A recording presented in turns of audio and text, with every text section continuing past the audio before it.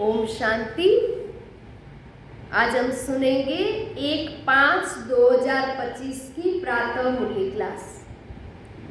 मुरली का सार। मीठे बच्चे, तुम बेहद के बाप से बेहद का वर्षा लेने आए। यहाँ हद की कोई बात नहीं है। तुम बड़े उमंग से बाबा को याद करो तो पुरानी दुनिया भूल जाएगी।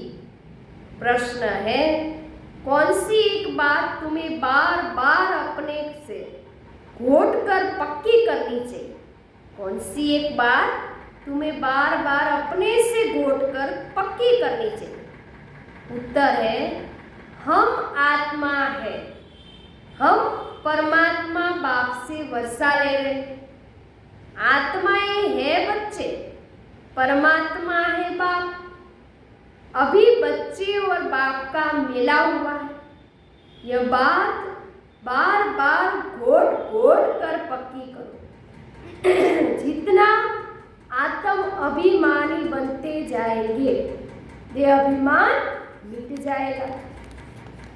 गीत है, जो पिया के साथ है उन पर ज्ञान की बरसात है। ओम शांति। पिया कौन है? शिव बाबा। बच्चे जानते हैं कि हम शिव बाबा के साथ बैठे हुए हैं। यह है बड़े ते बड़ा शिव बाबा, सबका बाबा है। बाबा आया हुआ है। बाप से क्या मिलता है, यह तो सवाल ही नहीं उठ सकता। बाप से मिलता ही है वर्षा। वह है सबका बेहद का बाप, जिससे बेहद का सुख, बेहद की प्रॉपर्टी मिलती है।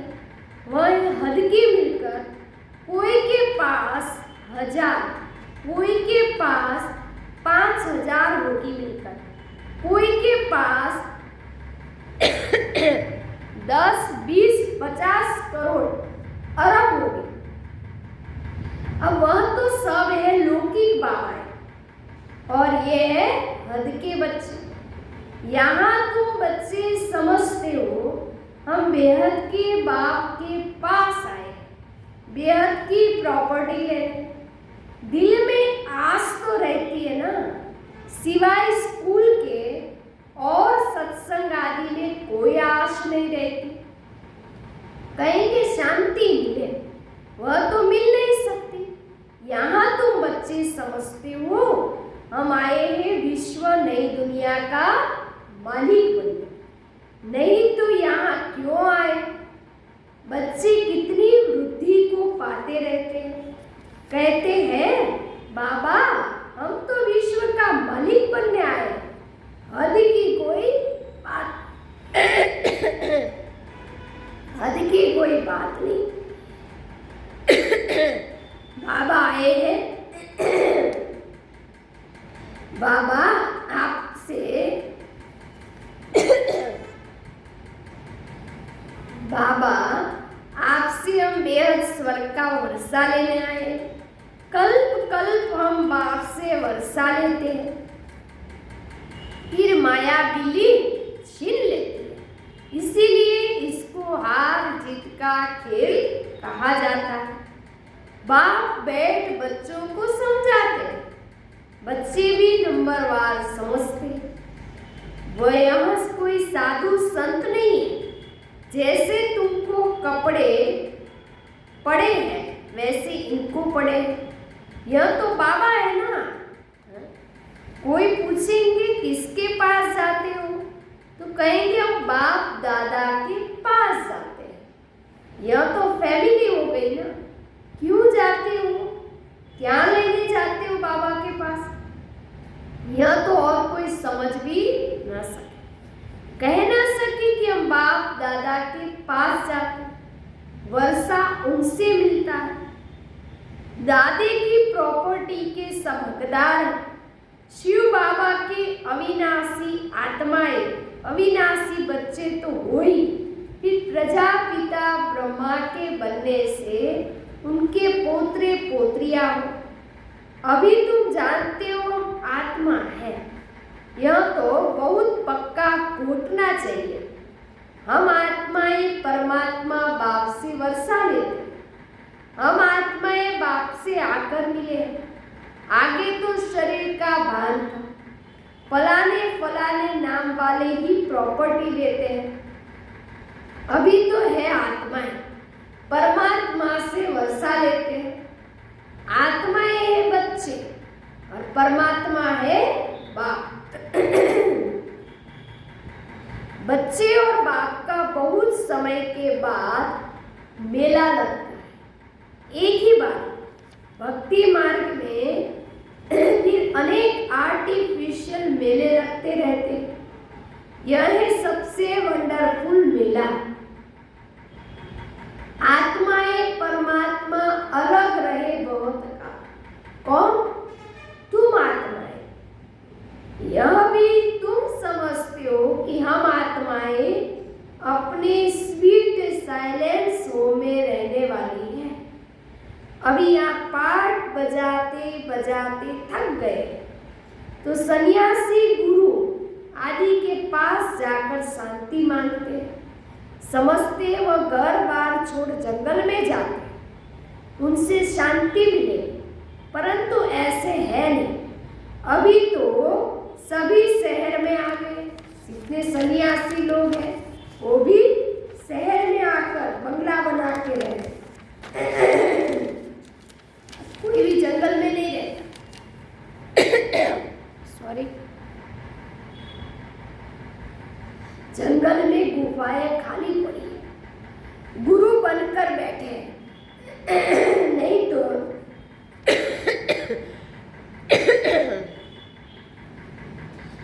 नहीं तो उन लोगों को निवृत्ति मार्ग का ज्ञान देकर पवित्रता सिखलानी है। साधु संत के भी जंगल में बैठे हैं। अभी तो कोई जंगल में है नहीं, वो भी जंगल भी खाली पड़ा है, वहां तो गुफाएं हैं। अभी तो सब यहाँ अंदर मकान बनाकर गुरु बनकर बैठे हैं। नहीं तो उनको निवृत्ति मार्ग का ज्ञान देकर पवित्रता सिखलानी होती। आजकल तो देखो शादियां कराते रहते। सन्यासी भी क्या करते? शादियां कराते। तुम बच्चे तो अपने योग बल से अपनी कर्म इंद्रियों को वश में करते। कर्म इंद्रिया योग बल से शीतल हो जाएगी। कर्म इंद्रियों में चंचलता होती है ना। अब कर्म इंद्रियों पर जीत पानी, जो कोई चंचलता न चले सिवाय योग बल से कर्म इंद्रियों का वश होना इम्पॉसिबल है। बाबा कहते कर्म इंद्रियों की चंचलता योग बल से ही टूटेगी। योग बल की ताकत तो है ना, इसमें बड़ी मेहनत लगती है। आगे चलकर कर्म इंद्रियों की चंचलता नहीं रहेगी। सतयुग में तो कोई गंदगी बीमारी नहीं होती। यहाँ तुम कर्म इंद्रियों को वश कर जाते तो कोई भी गंदी बात वहां होती नहीं। नाम ही है स्वर्ग। उनको भूल जाने के कारण लाखों वर्ष कह देते। अभी तक भी मंदिर बनाते रहते। अगर लाखों वर्ष हुए हो तो फिर बात ही याद न हो। यह मंदिर आदि क्यों बनाते? तो वहां कर्म इंद्रिया शीतल रहती, कोई चंचलता नहीं रहती। शिव बाबा को तो कर्म इंद्रिया है ही नहीं। बाकी आत्मा में ज्ञान तो सारा है ना, वही शांति का सागर, सुख का सागर। वो लोग कहते कर्म इंद्रिया वश नहीं हो सकती। सन्यासी साधु सन्यासी बाबा कहते हैं योग बल से तुम कर्म इंद्रियों को वश करो, शिव बाबा की याद में रहो। कोई भी बेकायदे काम कर्म इंद्रियों से नहीं करना। ऐसे लवली बाप को याद करते करते प्रेम में आंसू आने चाहिए। आत्मा परमात्मा में लीन तो होती नहीं। बाबा एक ही बार मिलते हैं जब शरीर का लौन लेते हैं। तो ऐसे बाप के साथ कितना प्यार से चलना चाहिए। बाबा को उछल आई ना, ओहो बाबा विश्व का मालिक बनाते हैं, फिर यह धन माल क्या करेंगे? छोड़ो सब, जैसे पागल होते हैं ना। सब कहने लगे इनको बैठे बैठे क्या हुआ, धंधा आदि सब छोड़कर आ गया, खुशी का पारा चढ़ गया, साक्षात्कार होने लगे। राजा ही मिलनी है, परंतु कैसे मिलेगी, क्या होगा, तो कुछ भी पता नहीं, बस मिलना है। उस खुशी में सब छोड़ दिया। फिर धीरे धीरे नॉलेज मिलती रहती है। तुम बच्चे यहाँ स्कूल में आए, एम ऑब्जेक्ट तो है ना, यह है राजयोग। बेहद के बाप से राजा ही लेने आए। बाबा के बच्चे जानते हैं कि हम उनसे पढ़ते हैं, शिव बाबा से हम पढ़ते हैं, जिसको याद करते थे कि शिव बाबा आकर हमको हमारे दुख हरो सुख दो। बच्चियाँ कहती है हमको श्री कृष्ण जैसा बच्चा मिले। अरे वहाँ तो वैकुंठ में मिलेगा ना, श्री कृष्ण वैकुंठ का है, उनको तुम झुलाते हो, तो उन जैसा बच्चा तो वैकुंठ में ही मिलेगा ना। अभी तुम वैकुंठ की बादशाही लेने आए, वहाँ सतयुग में जरूर प्रिंस प्रिंसेस ही मिलेंगे, पवित्र बच्चा मिले, ये आस भी पूरी होती है। यूं तो प्रिंस प्रिंसेस यहाँ भी बहुत है, परंतु नरकवासी है। तुम चाहते हो स्वर्गवासी की, पढ़ाई तो बहुत सहज है। बाबा कहते तुमने बहुत भक्ति की, धक्के खाए, तुम कितना खुशी से तीर्थों आदि पर जाते, अमरनाथ पर जाते। समझते शंकर ने पार्वती को अमर कथा सुनाई। अमरनाथ की सच्ची कथा तुम अभी सुनते हो। यह तो बाप बैठ तुमको सुनाते हैं। तुम आए हो शिव बाबा के पास, जानते हो यह भाग्यशाली रथ है। इसने यह लॉन पर लिया है, शिव बाबा ने यह लॉन पर लिया है। हम शिव बाबा के पास जाते हैं, उनकी ही श्रीमत पर चलेंगे। कुछ भी पूछना हो तो बाबा से पूछ सकते। शिव बाबा कहते हैं, बाबा देखो बच्चे क्या कहते हैं, बाबा हम बोल नहीं सकते। क्या बोलते बाबा, हम बोल नहीं सकते। बच्चे बोलते बाबा हम बोल नहीं सकते। यह तो तुम पुरुषार्थ करो, इसमें बाबा क्या कर सकता है। बोल नहीं सकते माना दूसरों को बाबा का परिचय नहीं दे सकते, समझा नहीं सकते, समझते हैं पर समझा नहीं सकते बाबा का ज्ञान। तो बच्चे बाबा को बोलते बाबा हम बोल नहीं सकते। तो बाबा कहते हैं यह तो तुम पुरुषार्थ करो, इसमें बाबा क्या कर सकता है। बाबा तुम बच्चों को श्रेष्ठ बनने का सहज रास्ता बताते। एक तो कर्म इंद्रियों को वश करो, दूसरा देवी गुण धारण करो। कोई गुस्सा आदि करे तो सुनो नहीं, एक कान से सुन दूसरे से निकाल दो। जो इविल बात पसंद ना आए उसे सुनो ही नहीं। देखो पति क्रोध करता है, मारता है, तो क्या करना चाहिए। जब देखो पति गुस्सा करता है तो उन पर फूल बरसाओ, माना फूल लेके नहीं बरसाना है हंसते रहो, माना उनका इफेक्ट अपने ऊपर नहीं होना चाहिए, हंसते रहो। युक्तियां तो बहुत है, कामेशु क्रोधेशु होते हैं ना। अबलाएं पुकारती है, एक द्रौपदी नहीं है, सब है द्रौपदियां, आत्मा द्रौपदी है। अब बाबा आए हैं हमें निर्वस्त्र होने से बचाने। बाबा कहते हैं इस मृत्यु लोक में यह तुम्हारा अंतिम जन्म, हम तुम बच्चों को शांति धाम में ले जाने आया हूं।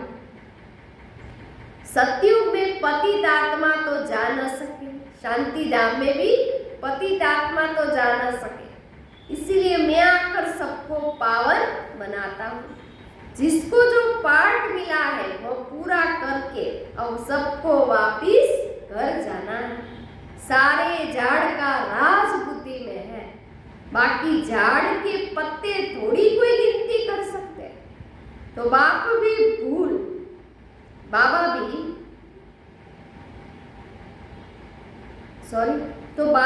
मूल बात समझाते हैं, बीज और झाड़। बाकी मनुष्य तो ढेर है, एक एक के अंदर को थोड़ी बैठ जानेंगे बाबा। मनुष्य समझते भगवान तो अंतर्यामी, हर एक के अंदर की बात को जानते हैं। यह सब है अंधश्रद्धा। शिव बाबा कहते तुम हमको बुलाते हो कि आकर हमको पतित से पावन बनाओ, राजयोग सिखाओ। अभी तुम राजयोग सीख रहे हो। बाबा कहते मुझे याद करो। बाप यह मत देते हैं ना, बाप की श्रीमत और गत सबसे न्यायी है। मत मानी राय, जिससे हमारी सदगति होती है। वही एक बाप हमारी सदगति करने वाला है, दूसरा न कोई। इस समय बुलाते, सतयुग में तो शिव बाबा को बुलाते नहीं। अभी कहते कि सर्व का सदगति दाता एक राम। जब माला फेरते तो फेरते फेरते जब फूल आता है तो उनको राम के आंखों पर लगाते। जपना है एक फूल को, बाकी है उनकी पवित्र रचना। माला को तुम अच्छी रीति जान गए, जो बाप के साथ सेवा करते हैं उनकी यह माला है। शिव बाबा को रचता नहीं कहेंगे, रचता कहेंगे तो प्रश्न उठेगा कि कब रचना की। प्रजापिता ब्रह्मा अभी संगम पर ही ब्राह्मणों को रचते हैं ना। शिव बाबा की रचना तो अनादि है, सिर्फ पतित से पावन बनाने के लिए बाबा आते हैं। अभी तो है ही पुरानी सृष्टि, नई में रहते देवता है। अब शूद्रों को देवता कौन बनाए? अभी तुम फिर से बनते हो। जानते हो बाबा हमको शूद्र से ब्राह्मण, ब्राह्मण से देवता बनाए। अभी तुम ब्राह्मण बने हो, देवता बनने के लिए। मनुष्य सृष्टि रचने वाला हो गया ब्रह्मा, जो मनुष्य सृष्टि का हेड है। बाकी आत्माओं का अविनाशी बाप शिव तो है ही है। यह सब नई बातें तुम सुनते, जो बुद्धिमान है वह अच्छी रीति धारण करते। आहिस्ते आहिस्ते तुम्हारी भी बुद्धि होती जाएगी, तुम्हारी भी वृद्धि होती जाएगी। अभी तुम बच्चों को स्मृति आई, हम असल देवता थे, फिर 84 जन्म कैसे लेते हैं, सब राज तुम जानते। जास्ती बातों में जाने की दरकार नहीं। बाबा से पूरा वर्षा लेने के लिए मुख्य बात शिव बाबा कहते, एक तो मुझे याद करो, दूसरा पवित्र बनो, स्वदर्शन चक्रधारी बनो और आप समान बनाओ। कितना सहज है, सिर्फ याद ठहरती नहीं, नॉलेज तो बड़ी सहज है। अभी पुरानी दुनिया खत्म हो गई, फिर सतयुग में नई दुनिया में देवी देवता राज्य करेंगे। इस दुनिया में पुराने ते पुराने या देवताओं के चित्र है, वह इन्हों के महल आदि। तुम कहेंगे पुराने ते पुराने हम विश्व के महाराजा महारानी। शरीर तो खत्म हो जाता है, बाकी चित्र बनाते रहते हैं।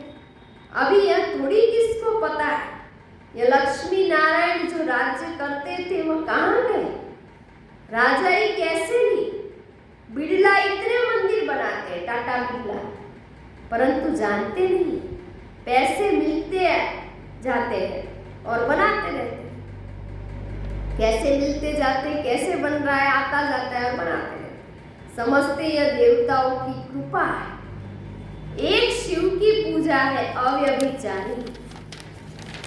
बाबा कहते हैं अव्यभिचारी भक्ति, ज्ञान देने वाला तो एक ज्ञान का सागर है, बाकी है सब भक्ति मार्ग। ज्ञान से आधा कल्प सदगति होती है, फिर भक्ति की दरकार नहीं रहती।